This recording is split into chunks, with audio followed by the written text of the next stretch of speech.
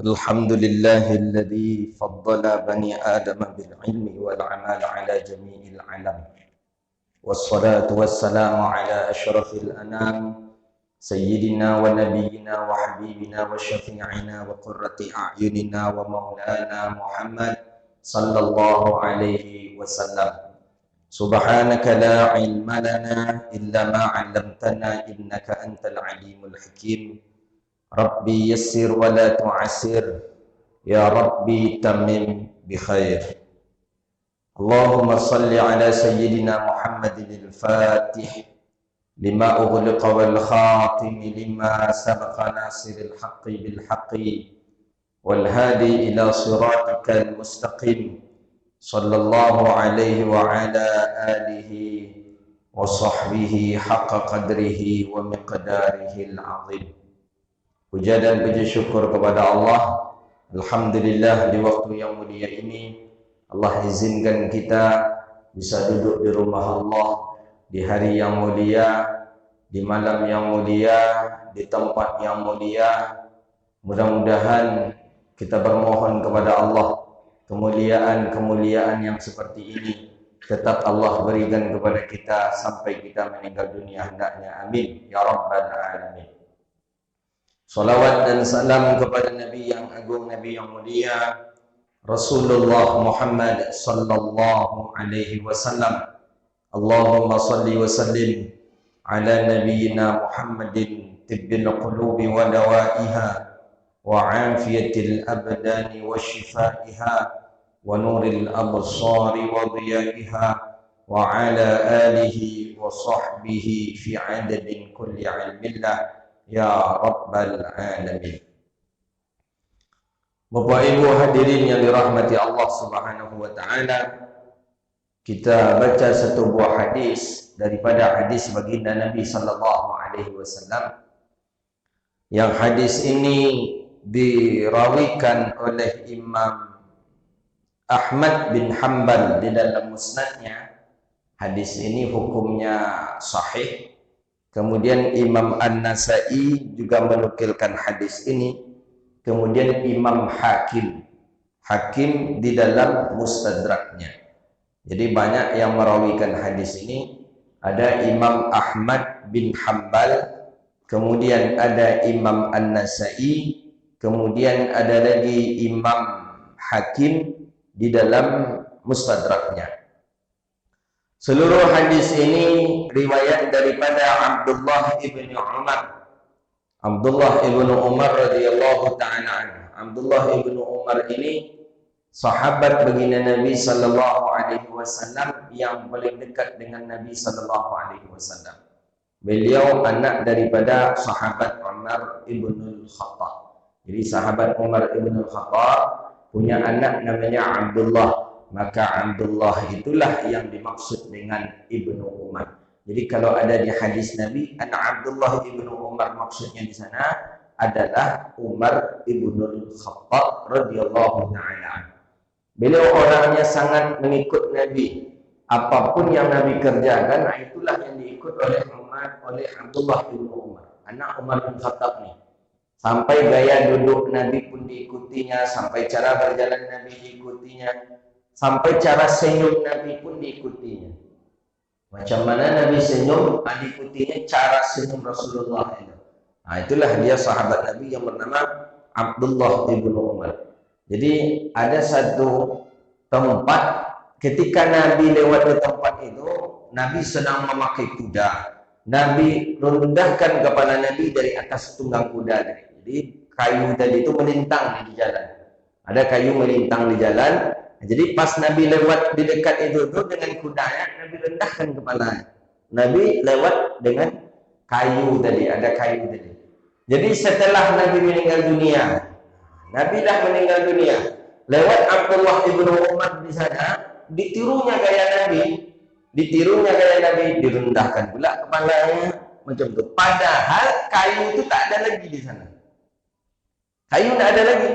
Kenapa Abdullah bin Umar merendahkan kepalanya? Hubbun Nabi, mencintai Nabi. Nah, itu dia. Jadi walaupun tak ada lagi kayu, tetap Abdullah bin Umar merendahkan kepalanya. Kalau orang tak faham pasti dianggapnya bongak ini gitu. Nggak ada kayu, nggak lagi dulu ya ada kayu katanya.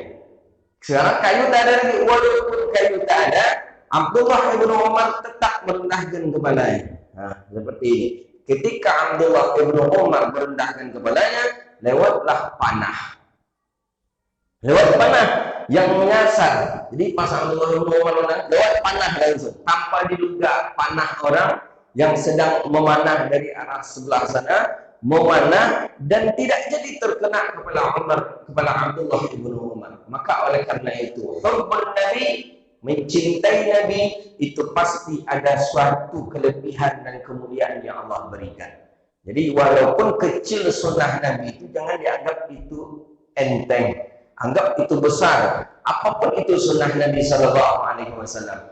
Mungkin seperti makan, dianjurkan oleh Nabi memakan garam sebelum memakan makanan yang lain, kecutlah garam sedikit. Itu kan sunnah Nabi. Walaupun itu sunnah Rasulullah yang sedikit, tapi jangan kita sepelekan. Ada rahasia di dalamnya.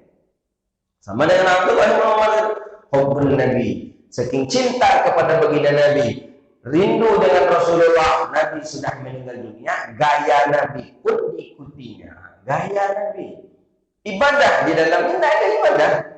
Tidak ada ibadah, tidak ada salat, tidak ada zikir di dalamnya, tidak ada infak, tidak ada sedekah, tapi dengan alasan hubbun Nabi, dengan alasan cinta kepada Nabi Sallallahu Alaihi Wasallam, membuat Abdullah ibnu Umar orang yang sukses.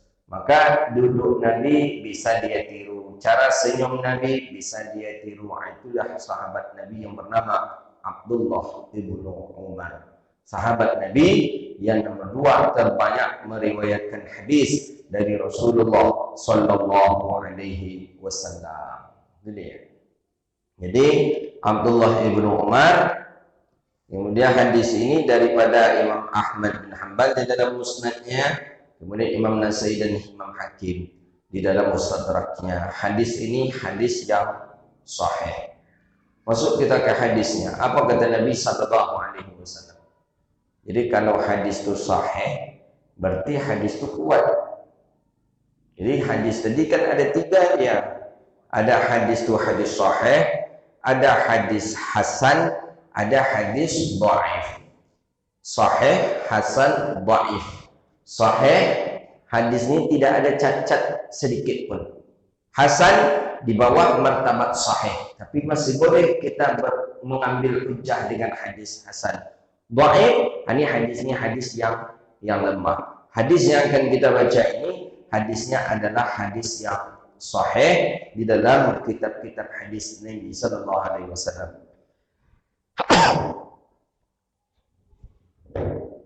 Qala, apa bunyi hadis baginda Nabi Sallallahu Alaihi Wasallam?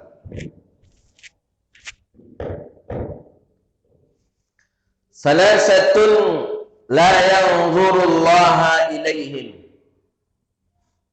Salasatun la yanzurullahu ilaihim yaumal qiyamah. Ada 3 golongan manusia yang Allah tidak memandangnya pada hari kiamat. Jadi nanti di hari kiamat, salah satu kebahagiaan seorang muslim bisa dipandang oleh Tuhannya. Allah menengok kepada kita, itu suatu kebahagiaan yang luar biasa itu seorang muslim. Tapi ada orang yang Allah tidak memandangnya, dan dia Allah memandang. Jangankan untuk memandang, bercakap pun dengan dia Allah tak ingin. Maka ini termasuk orang-orang yang hina. Jadi kalau nanti di akhirat, di hari kiamat, Allah tak ingin memandang kita, berarti kita termasuk orang yang hina. Orang yang hina berarti tempat kita dah jelas di dalam neraka Allah Subhanahu wa taala. Jadi nanti di hari kiamat kita dipandang oleh Allah dengan pandangan kasih sayang, dengan pandangan yang sayang sekali, macam mana orang tua sayang kepada anaknya, seorang orang dewasa yang sayang kepada bawahannya, seperti Allah sayang kepada kekasih-kekasihnya pada hari kiamat. Tapi ada 3 golongan Allah tak ingin memandang dia, Allah tak ingin menengok wajah dia di hari kiamat. Mana dia orangnya? Yang pertama, al-'aqul lil walidayhi. Yang pertama adalah orang yang melawan kepada kepada ibu bapa. Maka dosa yang paling besar setelah dosa syirik adalah dosa melawan kepada ibu bapa. Setelah dosa syirik, dosa melawan kepada ibu bapa kita. Syirik ini menyekutukan Allah.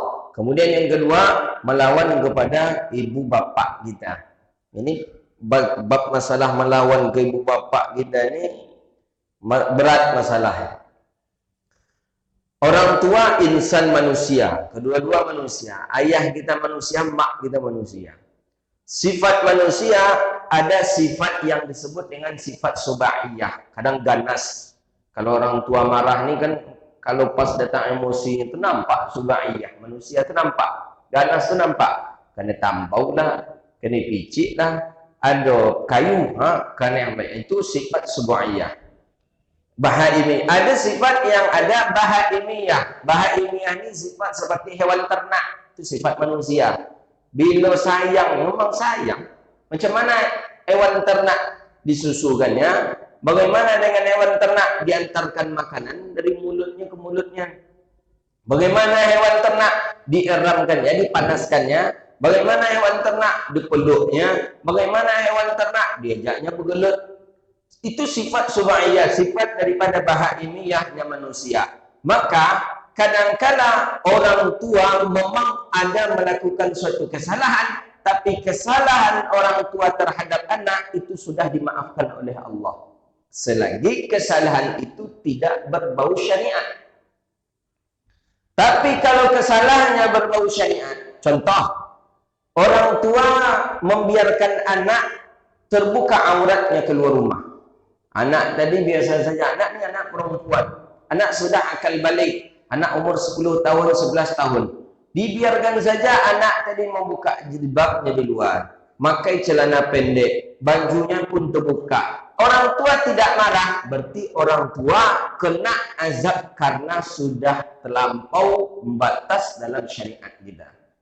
Ini maka orang tua, jangan dianggap orang tua ini kita enak. Setelah anak kita lahirkan, ada satu lagi yang berat kita. Menjadikan anak orang yang saleh itu berat. Berat sekali. Makanya kata orang kita, apalagi kalau punya anak perempuan, ada istilah orang kita, mulai mengbolo kabau sekandang daripada anak polisi surang. Kabau sekandang, sekandang kabau 20 ekor. Anak polisi surang, dia nak mengbolo kabau yang 20 ekor. Daripada yang surang polisi. Kerana yang surang polisi ini bahaya. Ketika ia keluar rumah tidak menutup aurat, orang tua berdosa. Ketika dia keluar rumah kemudian melakukan perkara yang haram, orang tua yang berdosa. Ketika dia keluar rumah kemudian dia tidak lagi takut kepada Allah, orang tua yang berdosa. Maka berat. Maka kata baginda Nabi SAW, orang yang memiliki anak daripada perempuan, 2 orang perempuan, dalam riwayat 3 orang, maka terperisailah orang tuanya daripada neraka Allah. Kenapa bisa membebaskan orang tua dari neraka Allah? Karena berat menjaganya anak. Maka oleh karena itu, aqul walidai, berbuat baik kepada aqul walidai, melawan kepada ibu bapa. Orang yang melawan kepada orang tuanya, maka dia tidak akan dilihat oleh Allah. Allah pun tak ingin melihat dia nanti di yaumil qiyamah. Maka oleh karena itu, orang tua kita jangan kita lawan. Orang tua kita jangan kita mengangkat suara. Fala taqul lahuma uffin. Mengatakan cus saja tidak boleh. Nyawa kan tak boleh itu kepada orang tua kita. Manusia yang paling mulia di dunia ini adalah orang tua kita. Maka dalam ayat kan sudah jelas susunannya ini. Wa qada rabbuka alla ta'budu illa iyyahu wa bil walidaini ihsana. Menyembah Allah setelah itu berbakti kepada ibu bapa.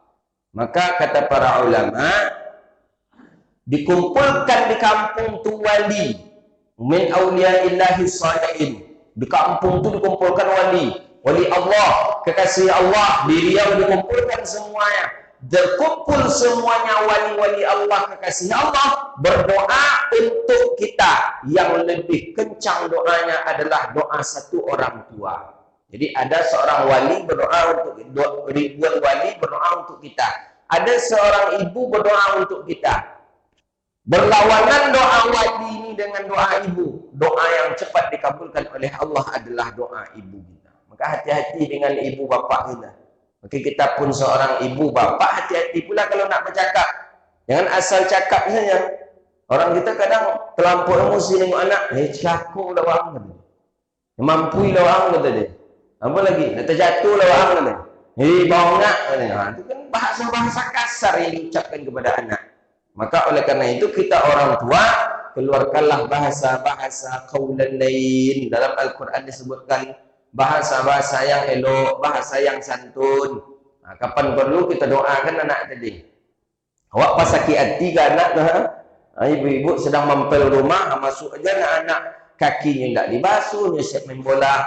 Doanya yang elok. Dia nak jadi ulama gadang lah wang nak. Besoknya buat jelik jadi ulama gadang lawang nak. Besoknya buat jadi budak gadang lawang nak. Yang buat jelik dia macam Ustaz Somad lawang besok nak. Ada orang tua nama dia itu. Enggak, kata ibu-ibu. Awak langsung dikutuk langsung anak tadi. Siap mampir rumah, anak main di luar, main bola. Masuk anak tadi. Ni wang nak bau tak, nak panik dia banyak gua kau je. Anak nak bau tak je. Apa kau memang anak tadi bau ngak aja nampaknya. Ulah bodoh anak dan kau. Jadi doa orang tu. Doakan qaulan lain dengan kalimat yang elok dan doakan anak. Walaupun kita sedang emosi kepada anak, ucaplah kalimat-kalimat yang elok. Jadi balik kita kepada kita al-aqul liwalidayhi. Orang yang melawan kepada ibu bapa, maka tidak akan Allah beri peluang Allah memandang kepada dirinya.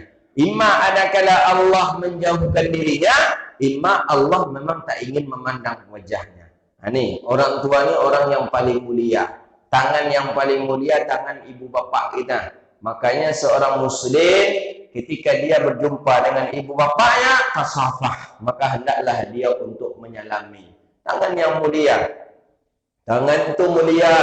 Dulu tangan itu yang mengistinjakkan kita. Dulu tangan itu yang menyuapkan makanan ke mulut kita. Dulu tangan itu yang memasangkan pakaian ke badan kita. Dulu tangan itu yang mengusuk badan kita mandi. Dulu tangan itu yang mengisir rambut kita. Dulu tangan itu yang mengajarkan kita berjalan. Kini tangan itulah keriput. Diangkat nah jangik nah lah tabuk nah kini tangan tu dah ancak bentuknya le. Maka oleh karena itu walaupun tangan tu tangan yang buruk, tangan yang tidak bagus, tapi tangan itu adalah tangan yang paling mulia di sisi Allah Rabbul Jalla Jalaluh. Maka hati-hati kita jangan sampai kita durhaka kepada ibu bapa kita. Ada orang yang tak lagi menghargai ibu bapa. Dulu dia anggap orang tuanya masih seperti dulu. Sekarang orang tua dah keriput. Memegang tangan orang tuanya saja dia agak jijik. Kenapa? Tangan yang keriput ni kan lain pula dia. Lain dia. Jadi geli dia ketika bersalam dengan ibu bapaknya, ujung tangannya saja diambil. Itu diambil lah, dipakai ke siku tu, ke pipi merdeka. Ada pula ke kepala merdeka. Itu kadang kita salah dalam ajaran hari ini saya tengok di sekolah-sekolah. Salam dengan ibu bapa untuk apa ke pipi? Kenapa kita ke pipi macam tu? Tak ada dalam riwayat. Mau pegang yang ke kepala. Ini salaman anak kena merdeka berbeha. Dah apa anak gini sakit kepalanya tu apa? Salam macam ni. Salam seperti ini. Salam dengan tengoklah dengan dalam bahasa hadis kan jelas takbil dengan cara mencium. Mencium dengan mulut.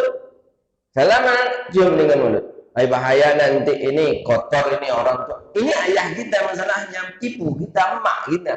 Orang yang mulia yang pernah membesarkan kita. Maka oleh karena itu muliakan dia. Banyak boleh dibaca di dalam beberapa kitab-kitab adab-adab seorang anak kepada orang tua. Berjalan dengan orang tua tidak elok. Itu menyusahkan rezeki. Payah rezeki kita. Maka katanya di dalam itu disebutkan talim-talim itu. Ketika orang tua kita duduk, ketika orang tua berdiri, jangan berjalan di hadapan dia. Orang yang berjalan di hadapan ibu bapa ya, maka akan mempengaruhi kepada rezekinya. Awak enggak, biasa berjalan santai aja. Yang kamu berjalan kanan melangkahi dengan ibu bapa itu. Maka oleh karena itu yang pertama kata begini Nabi, al-aqul walidayhi, orang yang melawan kepada ibu bapaknya. Tidak santun ke ibu bapaknya. Dulu dia ingat ibunya lah yang mengalahkan dia, memuliakan dia sampai menjadi orang, sampai menjadi sarjana. Ketika dia sudah berhasil, sudah tinggal orang tua. Orang tua tinggal di gubuk, orang tua tinggal di rumah yang atapnya bocor. Dia di kota enak menikmati dengan gaji yang puluhan juta. Maka hati-hati kita. Dalam riwayat hadis Nabi SAW mengatakan, siapa yang di dalam kitab Lubabul Hadis, hadis Anas bin Malik, siapa yang ibu bapaknya lapar di kampungnya, ibu bapaknya dalam keadaan lapar, dan anak istrinya dalam keadaan kenyang, di dalam hadis Nabi mengatakan, ba'athahullahu yawmal qiyamati ja'i'un, Allah bangkitkan dia di hari kiamat dalam keadaan lapar. Kita kenyang tinggal di sini, ayah mak di kampung. Ayah mak di kampung rupanya malam tu lapar, tak ada anak dimakan. Karena maghrib tak ada dimakan, hujan dari pagi tak bisa ke ladang, ubi pun tak bisa diambil, beras pun tak ada. Lapar ayah mak kita, kita di sini dengan anak-anak kenyang, kita kenyang, anak kenyang, orang tua kita lapar di kampung. Kata begini Nabi, ba'athahullahu yawmal qiyamati ja'i'un, Allah bangkitkan di hari kiamat dalam keadaan lapar. Maka sekali-sekali telpon ayah mak kita ini. Ayah lah makan, mak lah makan. Tanya dia, alah naknya, alhamdulillah. Alah nak, ni nak mau makan apa ni? Ni martabak Mesir. Ya jadi nak apa dah? Jepit ke siko you cawak ke mak. Ya mak boleh disuruh menjepit kadang. Antar kan, belikan makanan, antar ke tempat ibu bapa kita. Maka yang hidup ibu bapaknya, tabarruatlah, berbuat baiklah kepada kedua orang tua kita. Doanya mustajab, dia orang yang mulia, orang mulia. Dulu tak boleh nyamuk hinggap di badan gitu. Tangan itulah yang jago. Jam 1 malam terjago, jam 2 malam terjago, jam 3 malam terjago. Tengok juga kita. Itu mulianya ibu bapa. Kini kitalah berada menjadi orang yang hebat dan lupa kita kepada ibu bapa, maka tunggu saat kehancuran itu ada pada diri kita. Itu yang pertama. Allah tidak memandang seseorang pada hari kiamat. Yang pertama, al-aqul liwalidayh, orang yang melawan kepada ibu bapa. Melawan dalam arti kata orang yang tidak lagi ada adabnya kepada ibu bapa.